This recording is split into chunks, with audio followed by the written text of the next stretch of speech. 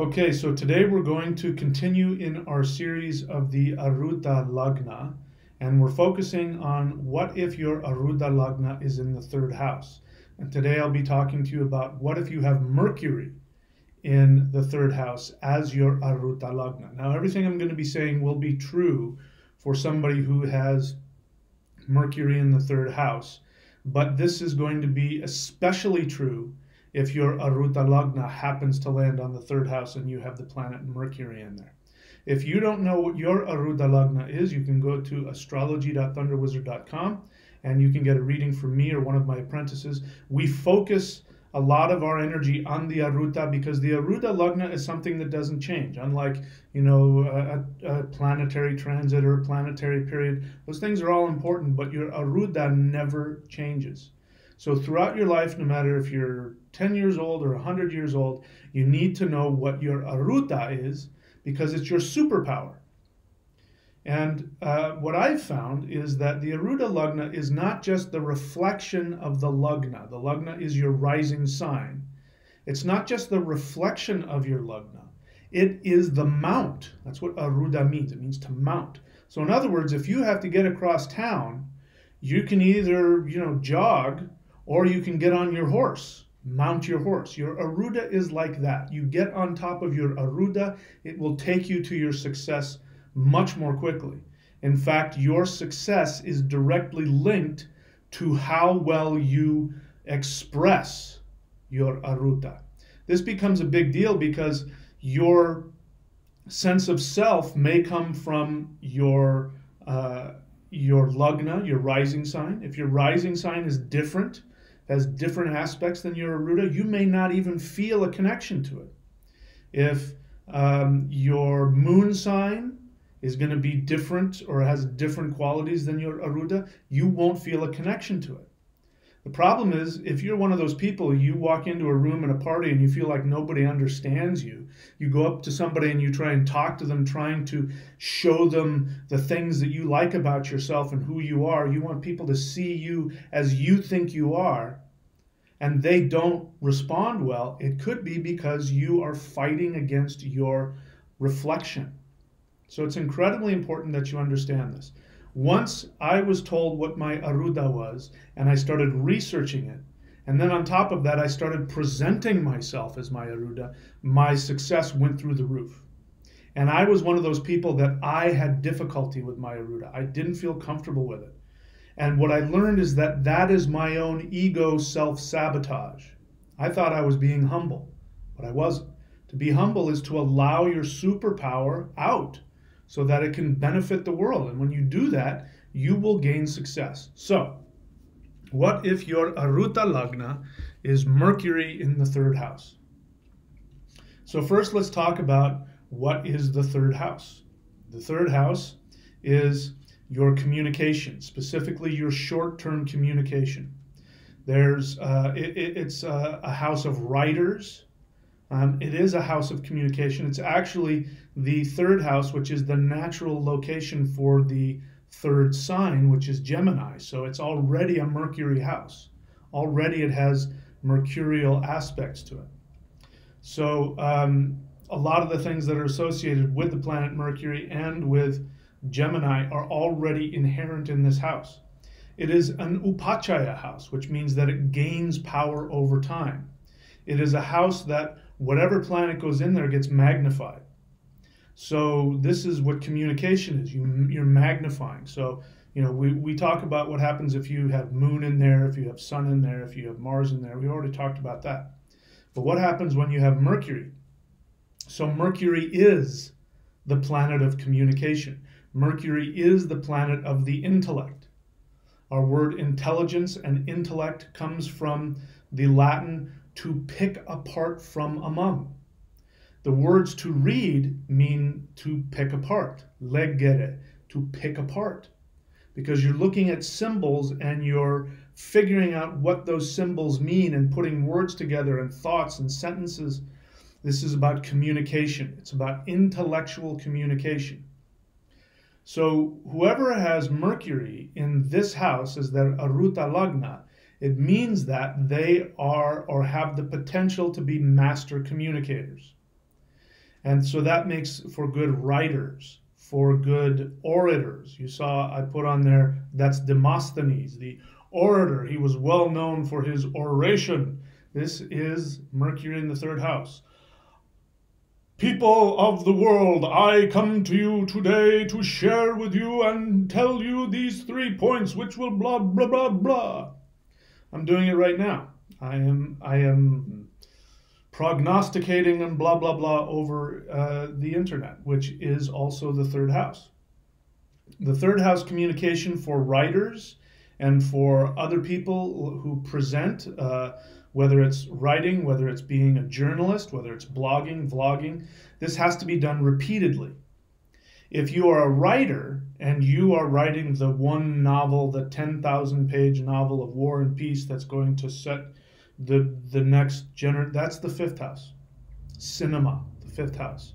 Third house, television, series, news shows, podcasts, anything that repeats itself, reality TV shows. So this is going to be how people see you. When you walk in the room, if you have Mercury in the third house, people are automatically, no matter this, it doesn't matter what mood you're in. I mean, you could be coming off of a 2-week flu and you could just have brain fog and incapable of functioning.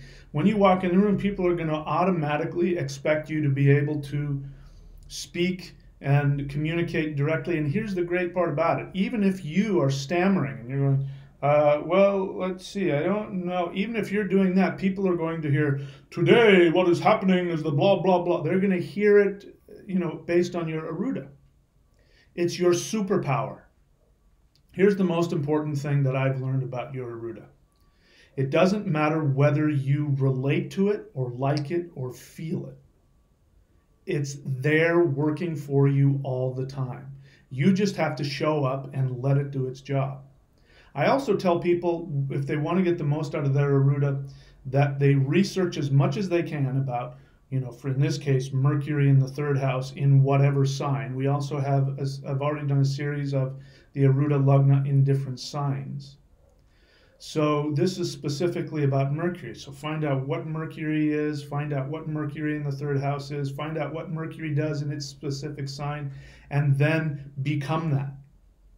Apply it to whatever your career is. If you're a writer, apply it to your writing. If you're an orator, if you're a speaker, if you're a teacher, then apply it to that. And then dress like your Arudha. So what would Mercury in whatever sign your third house is in, how would they present themselves? I'm dressed in my Arudha right now, and it has served me very well. I don't personally relate to it. This is not how I go out in public left to myself. I will just wear jeans and a t-shirt, or sweats and a t-shirt, or sandals and shorts, and that's me. But when I show up my Arudha, I dress for it every time. And this is how people want to see you. So Mercury, everything having to do with expression, with innovation. So Mercury is a thinker. Mercury is very smart. Mercury is the intellect. The intellect, as I said, is to pick apart from among. It is not the mind. That's the moon. The moon meditates, sees things from a distance, connects intuitively, emotionally, energetically, psychically. The intellect says, that's all that fairy stuff is great, but what the heck does that mean? How do I put that into practice? How can I take that and do something with it? So people who are agnostics or atheists, there's a lot of Mercury in there because the intellect doesn't give a crap about that. The intellect wants to know, how can I take that information and do something with it? So you see businessmen here. You see lawyers, somebody who's standing, specifically trial lawyers who sit in the courtroom and say, gentlemen and ladies of the jury, if A plus B equals C, how is it possible that my client D became Z? If you think about it, you will see that the evidence, and they'll be able to take something that's not actually true, and you'll listen to it and it'll make perfect sense. Oh yeah, that makes perfect sense. What did he say? I don't really remember what he said, but he totally convinced me. So you can be salesmen, you can be lawyers, you can be, again, teachers, orators, poets, writers, news anchors, journalists. These are all great things for Mercury in the third house. Now, you are going to have to see what sign it's in, because that's going to change everything. If it's Mercury in Gemini, forget about it. This is somebody that you cannot shut them up, and they are master communicators. If we're talking about Mercury in Sagittarius, then we're talking about the priest who's able to take deep concepts that are beyond words and put them into words. If it's Cancer, then it's somebody who can talk about emotional, spiritual, psychic concepts and put it into words. So you are going to have to see what sign it is in, and you're going to have to see if there's any other aspects to it. What is the health of Mercury? What is it? How does it relate to your Lagna? All that. So if you want to get a really broad understanding of your Arudha, go to astrology.thunderwizard.com, and either I or one of my apprentices can help you figure that out. So the third house directly is aspecting the ninth house. So let's say you have Jupiter in your ninth house, right, in Sagittarius, beaming back at you. This means that you will definitely be motivated spiritually to communicate spiritual aspects. It'll be the goal. Mercury will be seeking Jupiter in the ninth house. Depending on what's in the ninth house will have a large impact, but no matter who's in there, there's going to be a spiritual focus.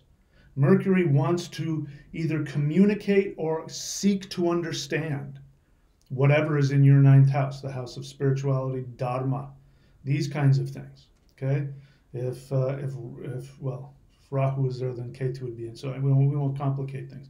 Anyway, so that's Mercury in the third house is your Arudha. Everything I've just said, if your Mercury is in your third house, this is true. But if it is your Arudha, it is actually your superpower.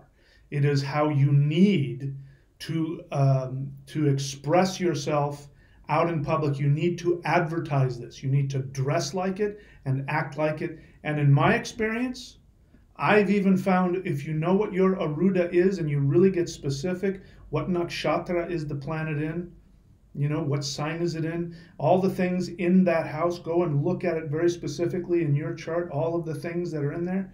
Those things will tell you what to do for a living. That's been my experience. If you look at my Arudha, I am doing exactly what my Arudha is when you look at the nakshatra and the planets that are underneath that nakshatra and what it represents.